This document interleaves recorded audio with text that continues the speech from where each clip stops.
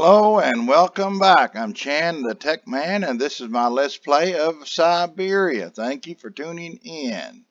I know you will enjoy this episode, and if you've watched the other ones, I know you enjoyed those too. This is a great game. I have to admit, this is much better than The Witness, I'll tell you that. And I ask you to smash that like button, hit the subscribe button. I appreciate it. My website is chansmith.me. Go there if you want to donate. You can go there, and the link will be on the website. Or if you're watching on BitChute, you can hit the tip thing. And let's get started. Let's go up here.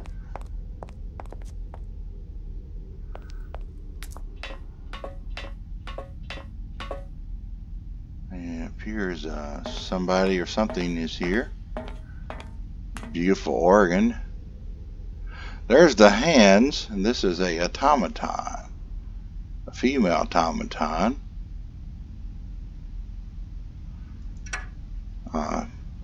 Organist. It appears to be. Can't do nothing here, but that's definitely an organ. You've seen the pipes. Got the screwdriver. I don't know what I'll be using that for, but I'm sure I'll be using it for something. There's nothing else I can do there, so let's go back here. This is a beautiful game. Let's try over here again. I went over here previously.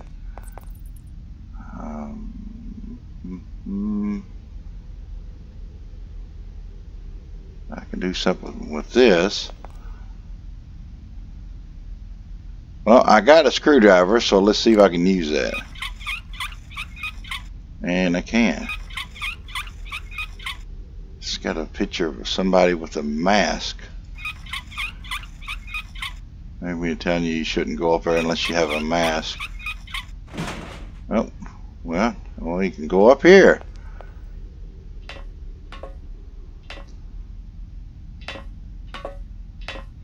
I don't know if I'd be climbing that, but it seems this monorail is controlled from somewhere else. Huh. See what's in here. That's the person that stole the hands. I definitely remember that collar. That. Hey, you. Who are you? Careful, I'm warning you. I'm not afraid of you, okay? What do you want? Why did you do that? There must be some misunderstanding. Because you reckon theft is all about misunderstanding, do you? Give me my hands back, now. Your hands? And what are those on the ends of your arms? I can explain everything to you. You see, I'm no thief. You broke into my train, assaulted my driver, mutilated him, and stole his hands. Apart from that, you are not a thief. I have not stolen them, miss. Only borrowed them for a while. You've got to be joking. I'm not joking with you, miss. I would never take such liberties. They belong to Oscar, my automaton engineer. Why did you steal them? They are extraordinary, real mechanical wonders. I would never have been capable of designing such hands myself. Never. Such workmanship, such precision crafting. It is incredible. Absolutely incredible. And just because you like them, you decided to steal them? I have only borrowed them, little missy. Temporarily, you understand? Of course, I shall return them to you when I don't need them anymore. You can... Excuse me? You see, these hands are all I need to complete my plan.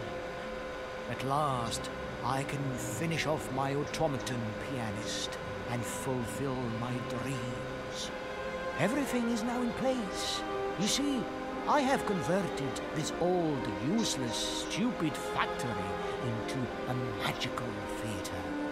As you can see, the furnaces, piping, chimney stacks, they've all been converted into one gigantic organ. I will be able to accompany the world's greatest living singer. Now all I need is her. Huh. A little odd. It appears he stole them and he's not going to give them back. She should just go take them anyway. He's got some kind of a thing for a singer. Who are you?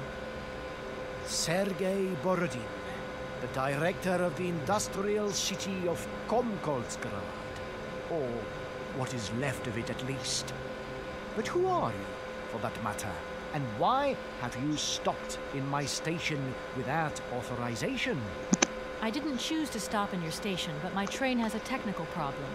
My name is Kate Walker, and I'm an American lawyer. It is very kind of you to come so far. Excuse me for the just noise. to I hit the visit mic. this place. I repeat again, I never intended to stop here. I'm on a business trip. I'm a lawyer, goddammit. What'd she have to say that? And what brings you here?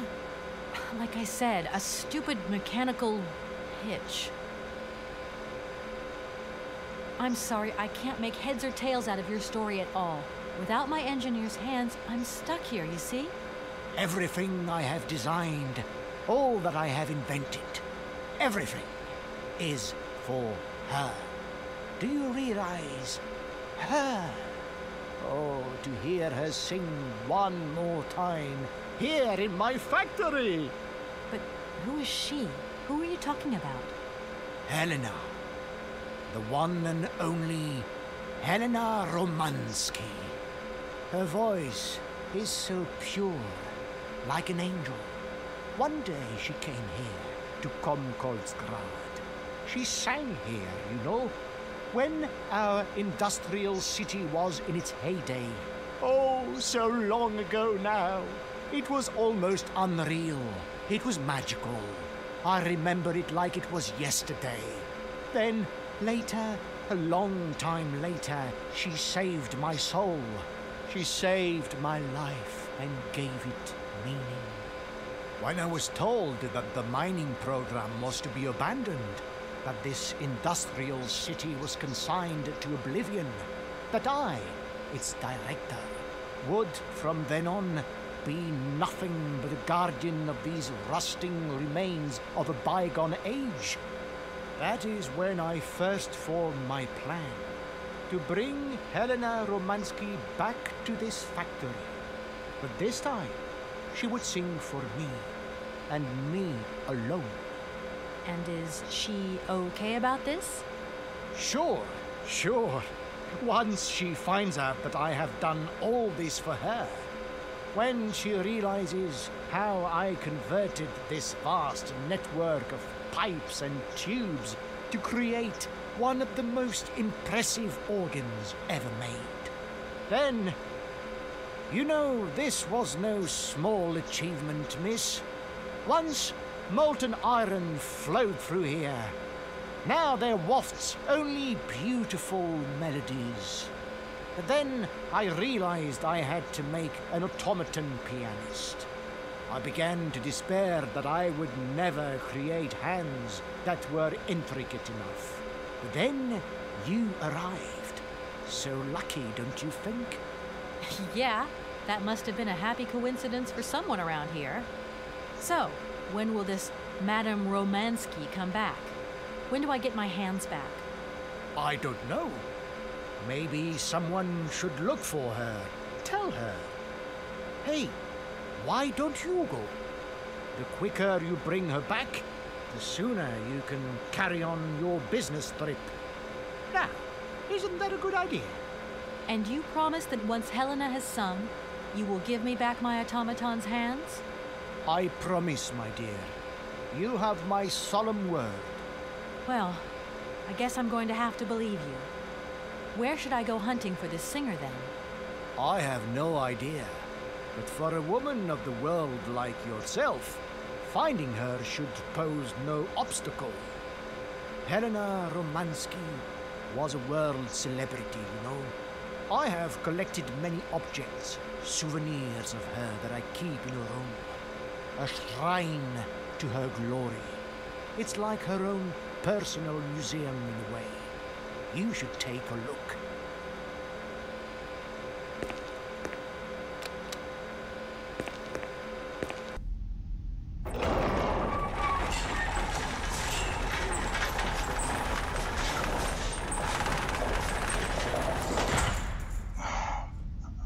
Huh? This whole story is completely nuts. Little room came down, but we can't go find anybody because we can't operate the train. It has to be the automaton who don't have the hands. So I don't know what he thinks he is solving by taking the hands, because he can't go get her. And like I said, he does seem like he has an unhealthy obsession with the singer.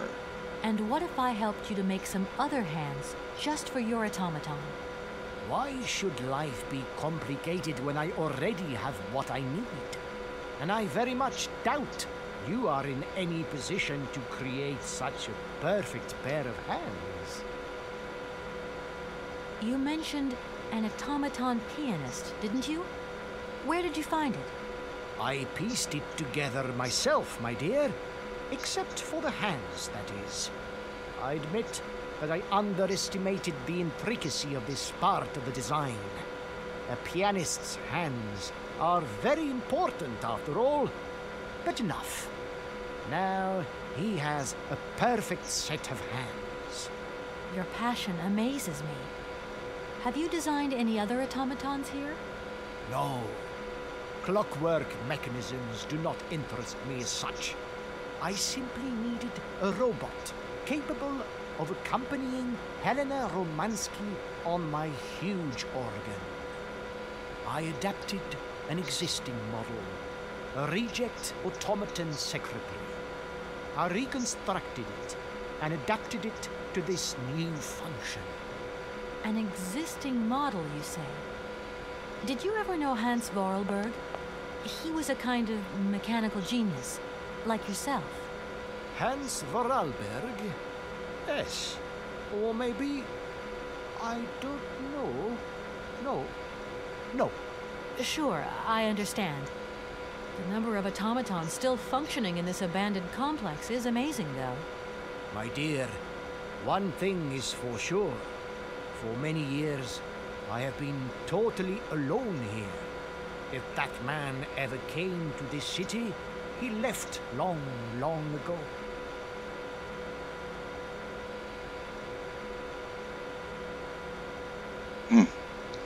He's hiding something, because when she asked him about the Hans, he said yes, then he hesitated. He's definitely hiding something. When you stepped on the train, you were trespassing on private property. Everything in this city, sweet lady, belongs to the state. And to all intents and purposes, the state in this city is me. My train is not a part of this factory. And besides, we never would have stopped here in the first place if its engine hadn't needed winding. Well, as long as your train is at this station, it may be requisitioned and used for industrial purposes. Out of the question.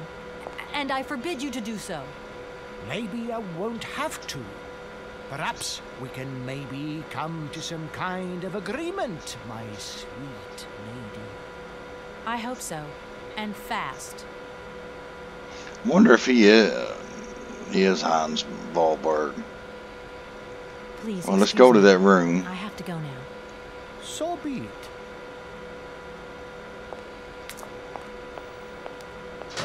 He's got that mask on for a reason.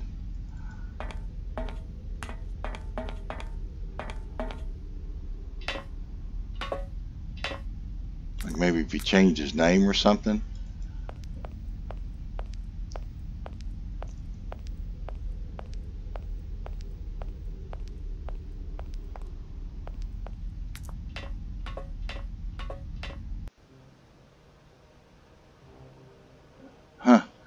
dresses. I wonder how he got all this stuff for this lady. That's a lot of stuff. He's definitely psycho. He did fix this room up nice. She's older now, it seems.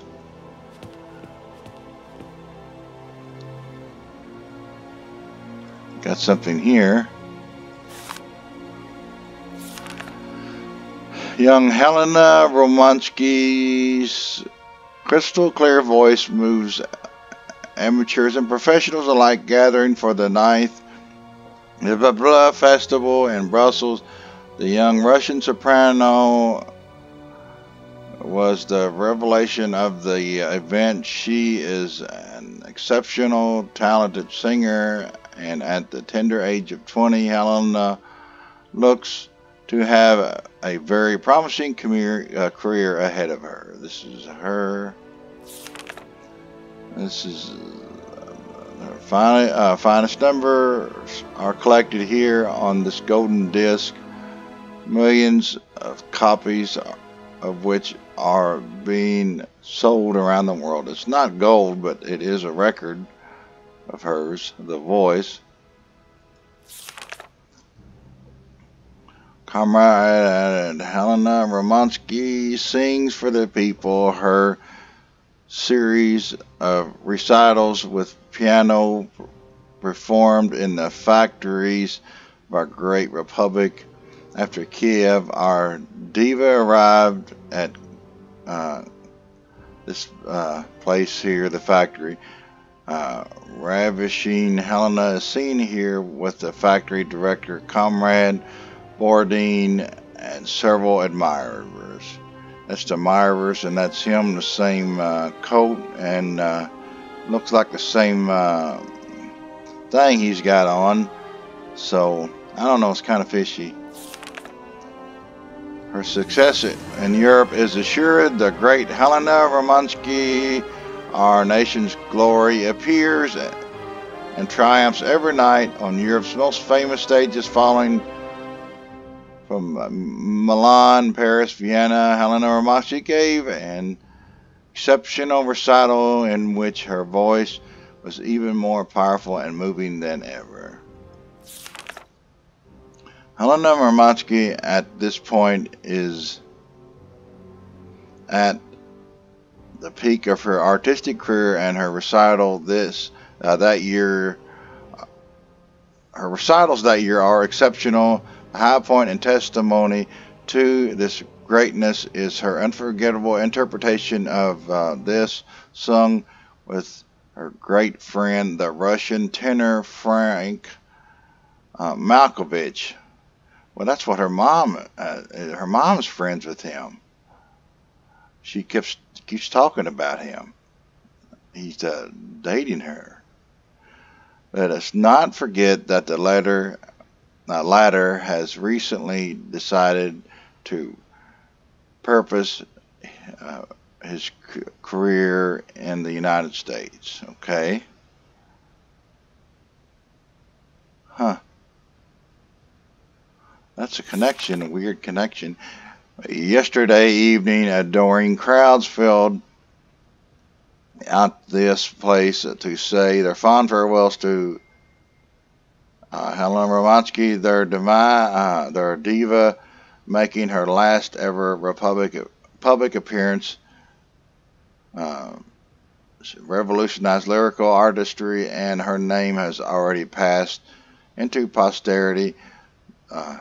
Though the well of emotions, through the well of emotions, her fatigue and illness has merely managed to utter a tearful thank you. That's interesting. She retired. And he was trying to mail this, but it got sent back. Please forgive me of such familiarity of tone. I've written to you so often and for so long now that I feel I have come to know you intimately through my correspondence. I hope that my previous letters have reached you, that you share this feeling I'm writing to you at this address for the 112th time. I hope that you're a little obsessed with it. I hope one day you will return here and you will find one of my letters. This one maybe.